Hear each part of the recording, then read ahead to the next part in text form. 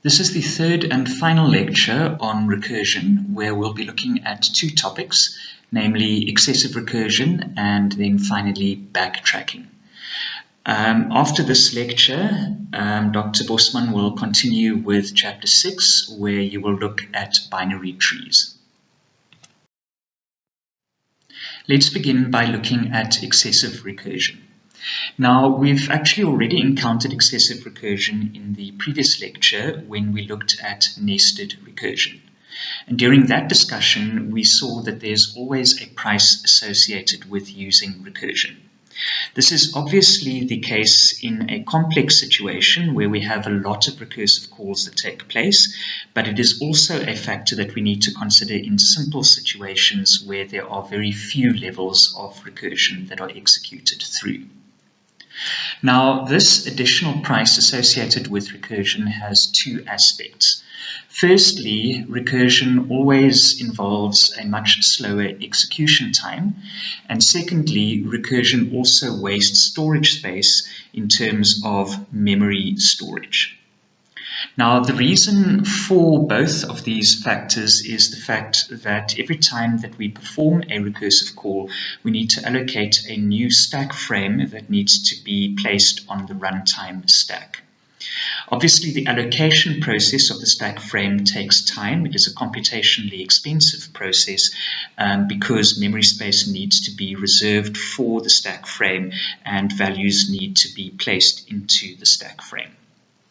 Storage is obviously wasted because stack frames take up memory space on the runtime stack, and even if a stack frame stores very little data, it will still take up space, and with sufficient recursive calls, these will then add up in memory. So what this means then is that if recursion continues to a deep enough level, in other words, there are sufficient recursive calls one following the other, then we can reach a situation where we run out of stack space. And if we run out of stack space, then the program will terminate abnormally. Now, the way in which the program terminates abnormally depends on the programming language that we are using. So if we are using C or C++, then we will get some kind of memory fault, which will be referred to as a segmentation fault. However, in the case of Java, we get an unrecoverable error, which is referred to as a stack overflow error. Now, a stack overflow error is similar to an exception in Java. However, the difference is that an exception can be caught and can be handled and recovered from, whereas an error such as the stack overflow error cannot be recovered from. So from a programmer's perspective, the way that this will appear is that our program will execute, and if we have outputs that are generated through the course of our recursive function calls, then these outputs will be printed to the screen. However, at some point, if the stack space is exhausted and we run out of memory, then our program will immediately terminate, and it will print then a stack trace for us and indicate that a stack overflow error has occurred. Now, if you see a stack overflow error, this almost always means that there is a problem with a recursive function or recursive method implementation. So in this case, what you should do is determine which recursive function or method is causing the error. And once you've determined that, then you need to look at both the base case or base cases and the recursive case or recursive cases.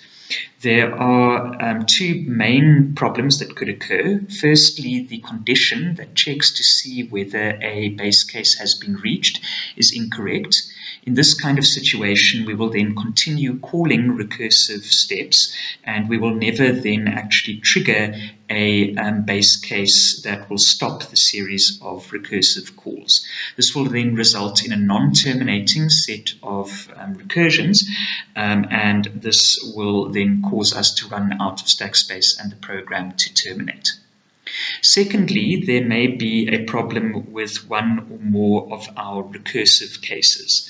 And what happens then in this case is we have recursive calls that are performed, but usually what then happens is the wrong values are passed through as parameters to successive recursive calls. And these incorrect parameter values then result in a situation where our recursive calls, one after the other, do not move us closer and closer to a base case being reached. finished. And once again, this will then result in a non-terminating series of recursive steps. Alright, so let's illustrate excessive recursion then in terms of a simple example. We are going to look at two implementations of the same example, and I will upload those implementations to the course website where you can then compile and run them and play around with different parameter values for them. So the example that we will be using is a function or a method, to use Java's terminology, which will compute the nth Fibonacci number. Now, a Fibonacci number is simply a number in a sequence of values which is referred to as a Fibonacci sequence. And over here we have a sequence of values in the Fibonacci sequence. The sequence doesn't end, so this is just the beginning of the Fibonacci sequence. Now, the first two values in the sequence are value 0 and value 1. So notice that we start off with value 0, and then we move ahead with value 1, then value 2, then value 3, and so on. So value 0 then in the Fibonacci sequence is 0, and value 1 in the Fibonacci sequence is 1. In other words, those two Fibonacci values are equivalent to n. So if we want to compute the 0th Fibonacci number, then that will be 0. And if we want to compute the first Fibonacci number, then that value is 1. Then each subsequent Fibonacci number is the sum of the previous two Fibonacci numbers. So if we now look at the next Fibonacci number, which will be Fibonacci number 2, the second Fibonacci number, then we compute the sum of the previous two values, in other words 0 and 1, and that gives us a result of 1. The next Fibonacci number is then again the sum of the previous two Fibonacci numbers. So here we have then the previous two numbers where we've just computed the second number, which is 1.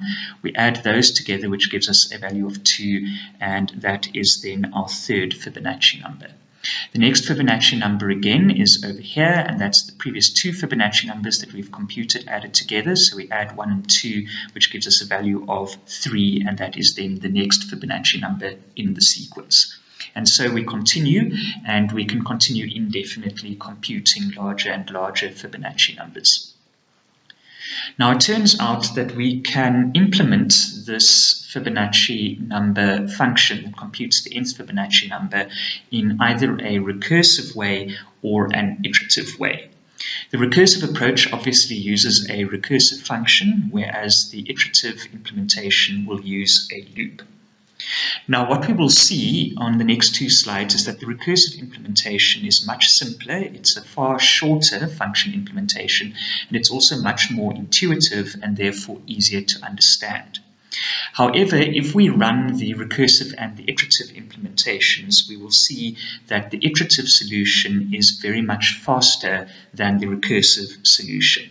And this is because of the reasoning that we've just discussed for why the execution time of a recursive implementation always has a higher price associated with it. What we'll also see is that our recursive solution runs out of stack space for very large values of n, and this is not a problem that is associated with the iterative solution. Let's begin by looking at the recursive implementation of our function that will compute the nth Fibonacci number.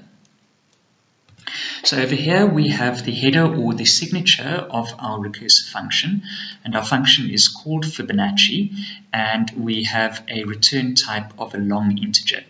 It obviously makes sense that the return type should be an integer because each of the values in a Fibonacci sequence are integers.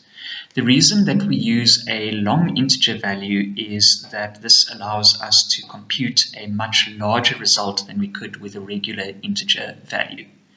We also have a single parameter, which is n over here, and this defines then the nth number in the sequence of Fibonacci numbers that we defined on the previous slide. Notice also that the type of this parameter value is also a long integer value.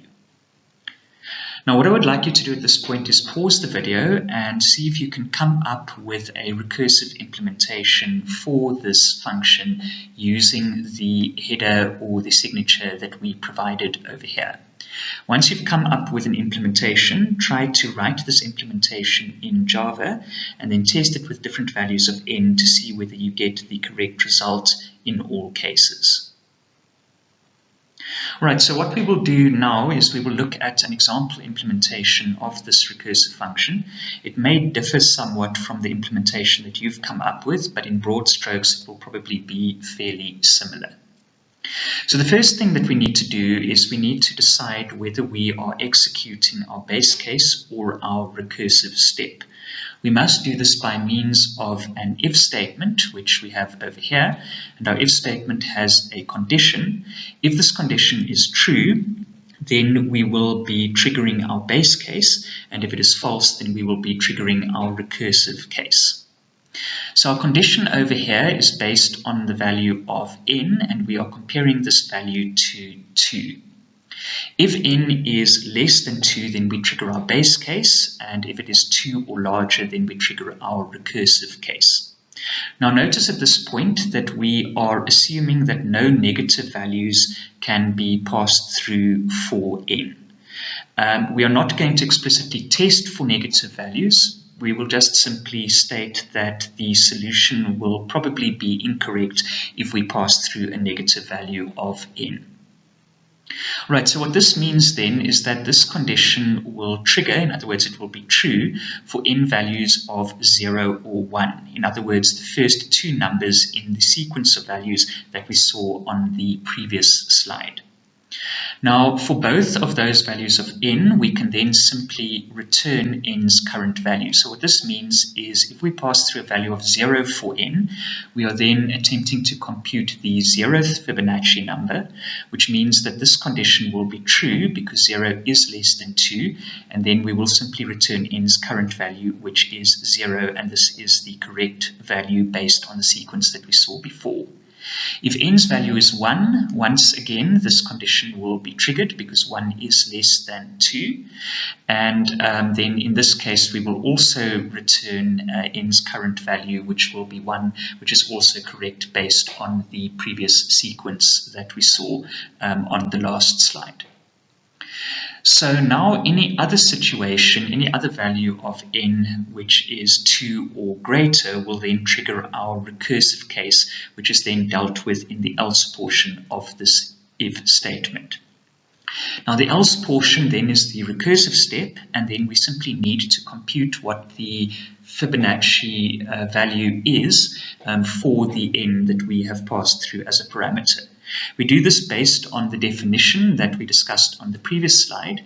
So here we are then simply computing the value that we will return, and this will then be the previous two Fibonacci values added to one another using the plus operator over here. So how do we compute the previous two Fibonacci values? Well, we can simply call the Fibonacci function itself.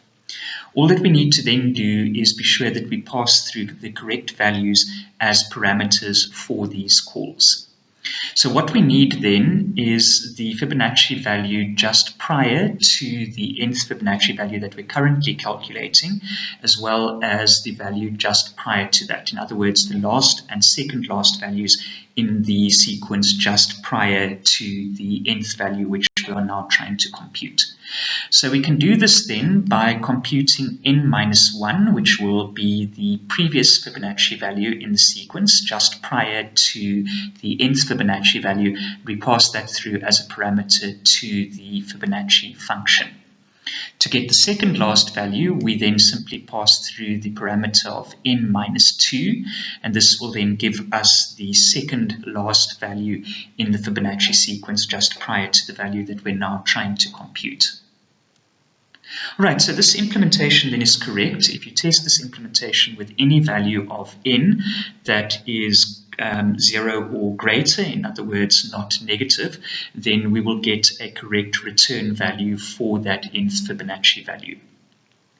What I would like you to do at this point is now pause the video once more and try to answer why this implementation will be slow and why it will use up a lot of additional memory. So we of course know that any recursive implementation will be relatively slow and will use more memory when compared to an iterative solution. However, the situation is particularly bad in this case, and this is because of these two recursive calls to the Fibonacci function. So what we need to do is, for any n value, we need to compute the previous two Fibonacci values in the sequence.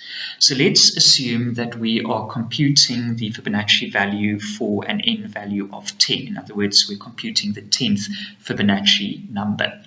What this then means is we need to perform a recursive call for the Fibonacci number where the n value is 9, and then also for an n value of 8. So obviously each of these computations will then need to determine the previous two Fibonacci values in the sequence before those values can be computed, and then those previous two values also need to compute the previous two Fibonacci values, and so on until eventually we reach our base case. So what this then means is we have a lot of recursive computations that we need to perform, but even worse than that, we are going to be recomputing Fibonacci values that we've previously calculated.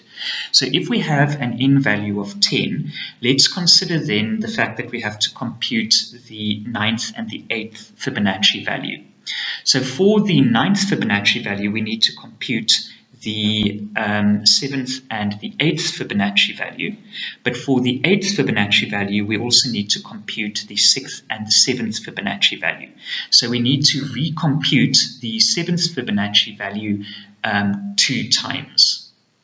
This is then an additional excessive calculation that we need to perform, and this is a value that has been computed previously, so it's a wasted calculation, in other words.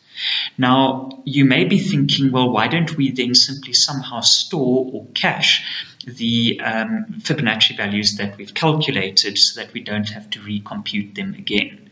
Now, this is of course possible, but it will require us to store an external list where we store those Fibonacci values. And this is not a natural way of doing things for a recursive implementation. It's also not possible for us during the recursive calls to store a value which we can pass through to another recursive call, because as you should remember, each of the recursive calls are completely independent from one another. So this means we can't really easily escape the fact that we have to recompute values that we have already calculated. So now let's move on to an iterative implementation of our function that will compute the nth Fibonacci number.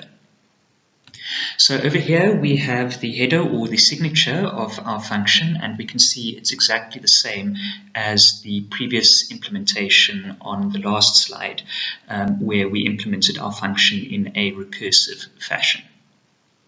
So now what I would like you to do once again at this point is pause the video and try to write down an implementation for this Fibonacci function that uses an iterative approach. In other words, there should be no recursive calls at all, and you should be using only a loop to compute the nth Fibonacci number. Alright, so let's look at an example implementation then. This is just one example of a correct implementation, and it may look different from the implementation that you've come up with. Now, first of all, what we need to do is we need to handle the first two values in the sequence of numbers that we use to compute our Fibonacci sequence. We need to do this because these two values are provided by definition, they aren't computed. So we do this then in a fairly similar fashion to what we did in our recursive implementation. We are going to once again implement an if statement with a condition, and once again this condition is going to test for n being less than 2. So this condition will then be triggered for the first two values in the sequence, Fibonacci number 0 and Fibonacci number 1. Once again, the return for that will simply be then the value of n. So this will then handle the first two values in the sequence correctly, just as we saw in our previous implementation. Now, where our implementation then differs is in terms of how we handle the computation of a Fibonacci number for an n value of 2 or greater. In our previous implementation, we used a recursive operation. In this case, we are going to use a loop structure, specifically a for loop. So this will then fall in the else portion of our if statement over here. And before we can get to our loop where we will then be computing the sequence of values in our Fibonacci sequence, we need a number of variables. So first of all, we have a temp variable, and this will be a temporary storage variable. We'll get to its purpose in a moment, but its type is also a long integer value, just as all of the values in the sequence are that we have worked with so far.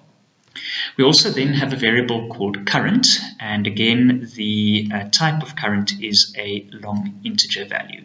We have an initial value of 1 that's stored in current, and current is going to store the current Fibonacci number that we've generated in our sequence, and we're going to keep updating current until eventually we reach the nth Fibonacci number that we are trying to calculate. Notice that we start off with a value of 1, so this is then the second value in the sequence. So in other words, it is Fibonacci number 1, and we will then on the first iteration of our loop attempt to calculate Fibonacci number 2 and then Fibonacci number 3 for the next iteration, and so on and so forth. So this value that is stored for current is then the second value in the sequence. We then also have a third variable called last. In this case, its type is again a long integer, and this will then store the second last value in the sequence. So we then assign a value of 0 as an initial value to that before our loop starts, and this will then be the second last value in the sequence. So to begin with, this will then be the first value in our sequence, in other words, Fibonacci number 0. So what we are then going to be doing is we will be executing a loop that will compute each successive Fibonacci number in the sequence from Fibonacci number 2 upwards until eventually we reach the n value that we are searching for. So what we are going to do then is in each iteration of this loop, we will be updating the value of current and last, and we will keep doing this until we eventually reach our target. So we can do this then by means of a loop. Now we could have used a while loop, but a for loop is a bit more compact and easier to read, so that's what we're using in this implementation. And we can see that we have a loop control variable I, and its type once again is a long integer value. It starts off with a value of 2, meaning that we are now computing Fibonacci number 2 in our sequence. We already have Fibonacci numbers 0 and 1. We increment I by 1 at each step because we want to compute each successive Fibonacci number, and we continue while I is less than or equal to n. So the last iteration will then be for an I value that is equivalent to n, and that will then compute the nth Fibonacci number in our sequence. So now inside the body of this loop, we need to update our current and last variables. What we first of all need to do is we need to store the value in current, which is now the last value in our sequence, within temp. The reason for this is we're going to compute a new value for current, and that will overwrite the old value, so therefore we need to store the previous value in temp. So temp is just a temporary storage location for the value in the sequence that we are currently working with. What we then do is we update current to a new value, so now we are computing the next Fibonacci value in the sequence, starting with Fibonacci number 2 and moving upwards. So on the first iteration, we'll be computing Fibonacci number 2, and that will be then stored in current. We then just simply increase that value by last, because what we are doing is we're adding the last value in the sequence to the second last value in the sequence to compute the next value in the sequence. So now that we've updated current, all that we need to do is update last once again, and we do that then by assigning temp's value to last, which means the old current value is now last. So in other words, what was the last value in the sequence is now the second last value in the sequence. Right, so that then is the loop that will compute the values in our Fibonacci sequence. And now all we need to do is once this loop terminates, we then know that current will store the Fibonacci value, which will be the nth Fibonacci value for the parameter that we've sent through. So all we then need to do is return that value, and that return will happen once the loop has terminated. Alright, so that is then the iterative solution. What I would like you to do is pause the video once again and just take a moment to compare this iterative solution to the recursive solution. You will see that the recursive solution is much shorter and more compact. It's easier to understand. It involves less code. However, we have the drawback that we spoke about at the end of the previous slide, where we have to recompute values that we have previously computed. So there are all of these redundant computations that take place. In contrast, if we look at our iterative implementation, then we have this for loop over here, and this for loop generates each one of the Fibonacci numbers in the sequence only once. So there are no redundant computations that need to take place. We also obviously have no recursive calls that take place. So this means that we don't potentially then run out of stack space for very large values of n. Now, I have provided on the course website implementations of both the recursive and the iterative implementations of the Fibonacci methods, as well as test code that will run these methods or functions with different values of n. So what I would like you to do at this point is pause the video, download those implementations, compile them, and run them, and check to see how the performance differs between the two implementations, and whether certain values of n will cause the recursive solution to run out of stack space and then generate an error at runtime, which will cause then the program to stop running. Check to see whether these values of n will also cause a problem with the iterative implementation, or whether the iterative implementation will deal with these very large values successfully. So now let's move on from excessive recursion to backtracking. Backtracking is a technique that comes up very often, particularly in the context of older artificial intelligence techniques where we need to build up solutions. So we would use backtracking in a situation where we need to search for a complex solution, and a complex solution in this context is considered to be a solution that consists of multiple interacting parts. So we have components to a solution, and the earlier components that we select will affect the later components. So a classic example then that illustrates backtracking is referred to as the 8 queens problem. Now with the 8 queens problem, we assume that we have a standard chessboard. So the board has 8 rows and 8 columns with cells at the intersections of rows and columns.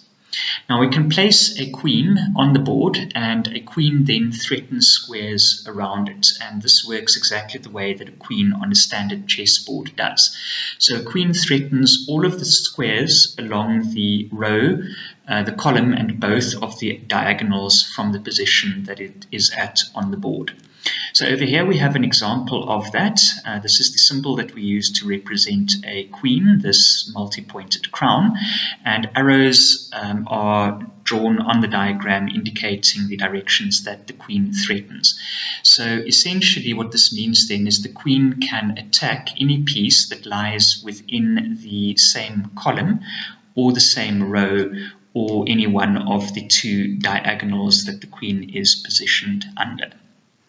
So what we then need to do is we need to place 8 queens onto the board. They each need to occupy their own cell. However, we can only place 1 queen in every column, and no queen may be threatened by any other queen on the board. So what this means is there are a lot of placements of queens on the board that are invalid because one queen threatens another queen. In other words, one queen can attack another queen. And there are then a few solutions where all 8 queens can be placed on the board such that they don't threaten one another. So our goal then is to write a program that will actually then position these queens on the board such that we have a complete solution where none of the queens threaten each other. So this here is an example of a valid solution to the 8 queens problem. If you look at each of the queens that have been positioned, you can see all 8 queens have been positioned in their own particular cell, and these queens then do not threaten one another. So for example, if we pick any particular queen, let's say we pick this queen over here, we can see that there are no other queens in the column, there are no other queens in the row, and then also on the diagonals we don't have any other queens, and this is true for every queen on this board. So this is the kind of solution that we want to achieve. So how can we go about solving a problem such as the 8 queens problem? Well, there are obviously a variety of different approaches that we could use, but one approach that appears very often in practice and is particularly used in the context of older artificial intelligence approaches is referred to as backtracking.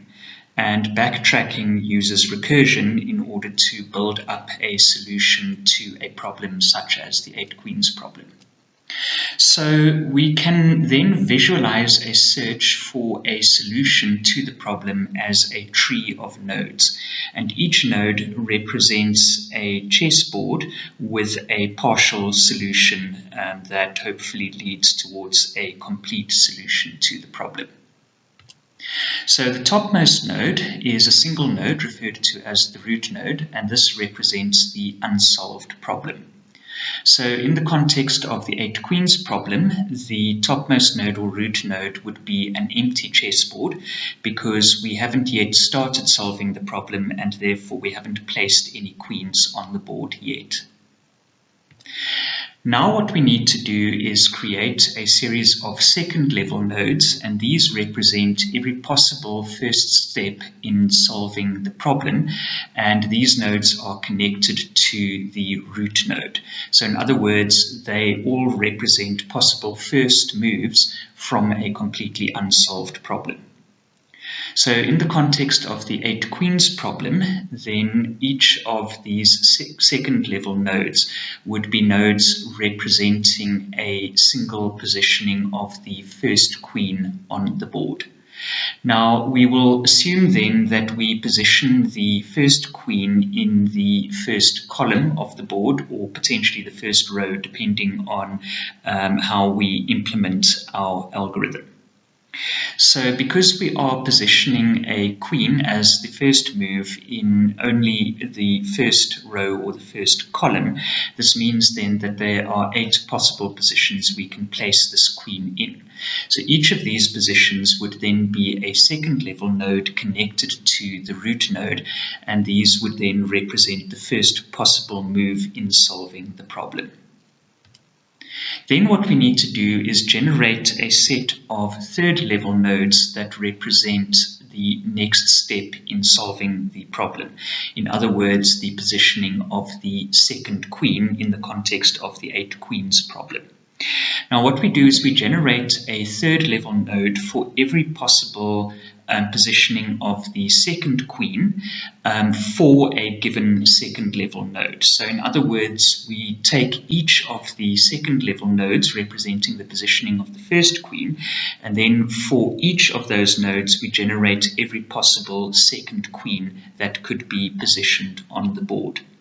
And so we continue then with a third level and a fourth level and so on, and eventually we can then construct an entire complete tree with every possible move from an empty board all the way down to potentially, for a complete solution, all 8 queens positioned on the board. Over here we have a visual representation of the tree that represents our solutions. Now, take note that this is only a very small portion of the full tree. The full tree is much too large for us to represent on a single slide. Now, I've placed the tree on its side just to make it a bit easier to represent and interpret. Over here we have our root node, which, as you can see, is completely empty. It's just an 8x8 board, and it has no queens positioned on it. Queens are indicated by an uppercase Q character, and we can see then over here we have our second level nodes. Now, of course, there would be 8 of these nodes, but the point is that you can see that they are connected up to our root node, and each of these then represents a single first move. So I've only shown 2 of these nodes, one over here and a second one located over here. You can see that the first node has the queen positioned in the top left cell, and then the second node has the queen positioned in the next cell down in the same column. So we would generate then a separate node with queens in each of the 8 positions throughout the first column. We could also do this by row, obviously, as I've previously mentioned.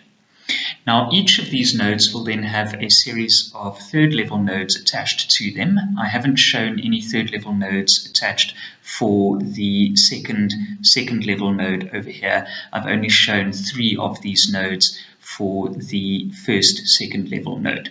So again, you can see that these are all connected up to the second level node that they correspond to, and I've represented only 3 of these nodes, but notice that in each of them the first queen is in the top leftmost cell, which is the position in the second level node that these third level nodes are connected to. We then have a node generated for each positioning of a queen in the second column over here. Now, notice that it doesn't make sense for us to generate any nodes that have illegal placements of queens. So, for example, this cell and this cell over here represent illegal positions because they are all threatened by the first queen that has been placed. So the next valid position is then over here in the third row for the second column, and then we have the next queen position for the next cell and the next one over there. So what this then means is that not every level for each node is going to then contain 8 expansions from the previous level. There may be fewer expansions depending on which queens have been positioned already. Now, there are 2 complexities associated with the search procedure that we've laid out in the previous 2 slides. The first issue is that it isn't obvious which paths lead to a complete solution, and this is because we don't know anything about the form that the solution needs to take. So what this means is every time that we generate a new node, we don't know whether that node will in fact lead us to a complete solution or not. So this means potentially that there may be a lot of unnecessary nodes that we generate through the search process. Now, this leads us into the second complexity, which is that many paths lead to dead ends. And dead ends are nodes with no possible valid next step. In other words, no expansions can be created from that node. And therefore, these nodes represent an invalid partial solution. Now, in the context of the 8 queens problem that we're trying to solve, a dead end would then be a sequence of positionings of queens, where we then finally place a queen into its column, and then it is impossible to place a queen in the next column. And this would be because every position within that column is threatened by one or more other queens. So this then means that we can't go ahead with the solution and place any following queens, and we therefore need to look for another solution. We also don't want to create the entire tree. This is because it would be a very time-consuming operation to do this, and also very wasteful to store because, of course, every node that we generate must be stored in memory. We'd also have a very redundant tree, as I previously mentioned, so we'd have a lot of wasted memory space that is not useful in finding solutions. So what this then means is we want to use a special kind of search referred to as a backtracking search. So what we do here then is we start off with our first level node, which is an empty node on which no queens have been positioned. We then generate one second level node, and then from that node we generate one third level node. And so we continue generating then a fourth level node and so on until either we find a complete solution or we reach a dead end. So if we find a solution, obviously we can then stop searching and we can then just return a solution, which is the final node that we've generated with all 8 of the queens positioned on the board. However, if we find a dead end, then this means we found a partial solution that we can't complete. So then we backtrack to the previous step on the previous level. We discard the dead end node and then we try a different valid next step. So we then continue this process. Each time that we run into a dead end, we backtrack one step, eliminating one part of the solution, and we continue our search from that point. Now we might even backtrack all the way up to the top of the tree, in other words, our first level where we have an empty board, and we may do this in fact several times, but eventually we're guaranteed to find a solution if a solution does in fact exist, even if the entire tree needs to be explored in this process. Here we have a visual representation that illustrates how the backtracking process works. So what we are assuming here is that our search has continued for some time already and we have arrived at this node. So there are of course steps that occur prior to this node being generated, which we are not showing here. We have positioned 4 queens then already at this point, and so we have a partial solution that looks like this, and now we need to place 1 more queen. Now we are assuming here that we are placing queens column by column, but the same process would work if we were positioning queens 1 row at a time. So what we now need to do is find a position where we can place a queen in this next blank column over here. So this is then the next node that is generated. We have now placed a 5th queen, and that is in this location over here. Notice that we haven't tried to place a queen in the first 3 positions in the column over here, and that is because placing a queen in those positions will result in the newly placed queen being threatened by another queen. So for example, in this cell we have a threatening from the queen to the left. In this cell, this queen just to the left of that open cell will threaten that position, and if a queen is placed in this position, then this queen to the left will threaten it. So this next position over here, we can place a queen in, and that is because there are no queens threatening either the row, column, or either of the 2 diagonals. So at this point, we have now positioned 5 queens, and we now need to continue and place a 6th queen in this next column over here. However, what we see is that none of those cells can take a queen because each of those positions is threatened by one of the previously placed queens. So what we now need to do is perform a backtracking operation where we go back to the previous cell. We discard the one where we found a partial dead-end solution, and now we generate a new cell with a positioning of a queen in this column once again. So in other words, we've gone back one step and now we are trying to reposition a queen.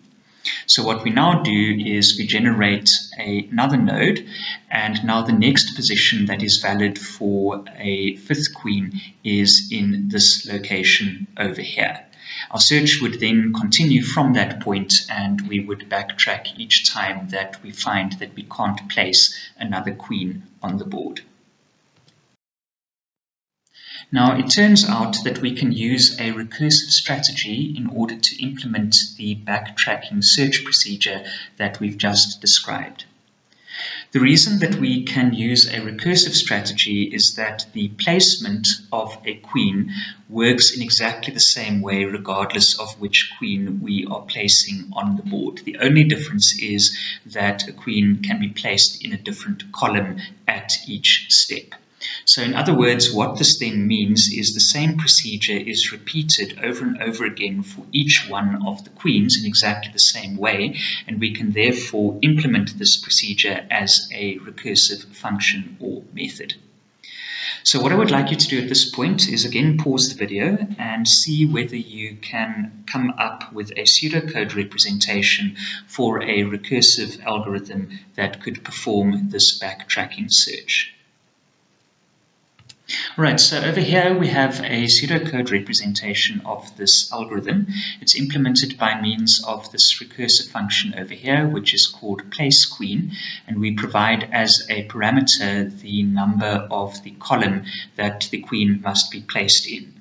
So obviously the first time that placeQueen is called, it will then be called for the first column, which if we use 0 indexing would then be column 0. So now what we do is, because we're attempting to place a queen into the column that has been specified, we need to consider each of the positions within that column. So we have then a for loop that executes over here, and this for loop runs through every valid position P within the column that we've specified by means of the parameter. Notice that this is every valid position, so we ignore any positions that the queen could be placed into which will be threatened by any previous queens that have been placed on the board. So once we've then selected a valid position, we then place the piece into that position within the column, and then we need to perform a test, and this test checks to see whether we have placed the last queen that we need to. In other words, have we placed all 8 queens on the board? Now, of course, if we have placed all 8 queens, then we have a termination condition where we will then stop the execution and we have a complete solution with all of the queens placed on the board already. However, if this is not the last column, it means we need to then place the next queen in the following column, and therefore we can call the placeQueen recursive function that we've just implemented here, but we pass through then the next column by adding 1 to the current column that we have just placed a queen into. Now, what will then happen if we reach a dead-end situation? Well, what will happen then in that case is our for loop will then not execute at all because there are no valid positions left in the column that we are trying to place the queen into. So in that case, this loop will then not execute. We'll then finish this execution of our recursive placeQueen function, and then we will return control to the calling function, which means that we will then backtrack to the previous positioning of the queen and then continue with the next execution of the loop iterations. So this will then mean we'll try the next valid position. If we run again into a dead end, we'll backtrack once more, try the next valid position and continue until we either find a solution or exhaust all of the remaining valid positions that we could place the queen into. Right, so that is essentially then the implementation, at least in pseudocode, of a recursive solution to this backtracking search. Also note that the same procedure can be used if we are placing queens row by row rather than column by column.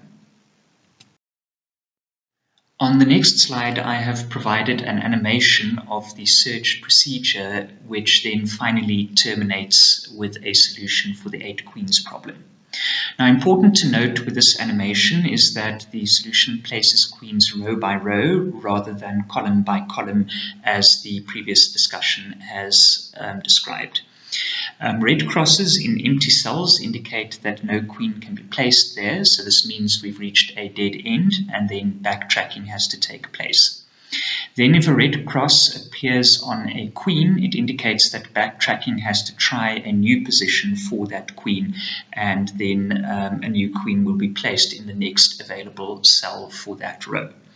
If a new valid position is unavailable for a queen, then backtracking occurs to the previous queen, and then a new position will be found for that queen.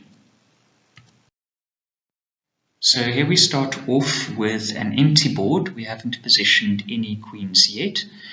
You can see there we've reached the dead end, and we backtrack then several places, move the queen, and you can see that the backtracking procedure continues. And we get ever closer then to finding a correct solution for all 8 of the queens. So you'll see eventually we will then backtrack all the way to the original first queen position, and that will then allow us to continue the search,